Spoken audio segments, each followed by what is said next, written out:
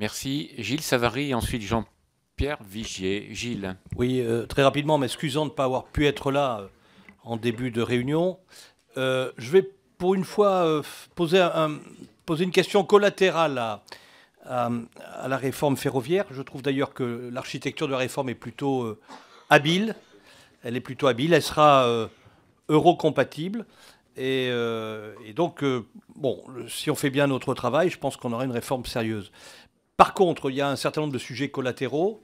Et en particulier, je voudrais savoir comment vous articulez la question des régions entre ce qui pourrait être introduit dans la réforme, en matière de régionalisation, et ce qui procéderait plutôt d'une nouvelle étape de décentralisation.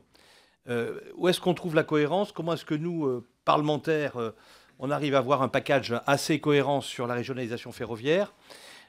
Comment vous voyez d'éventuelles avancées en matière ferroviaire et en matière de mobilité plus généralement au plan régional?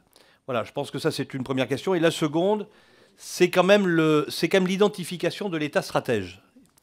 Moi, je suis de ceux qui pensent que au cours des 15 dernières années, 20 dernières années, dans le couple à 3 État, RFF, SNCF, le plus inconstant n'a pas été SNCF ni RFF. Ça a souvent été l'État.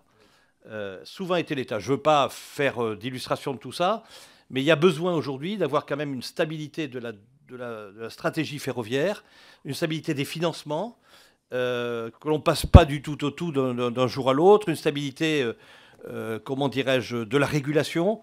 Et donc je voudrais savoir où vous situez véritablement l'État stratège, comment il va s'exprimer, quels seront ses leviers et ses courroies de transmission. Merci.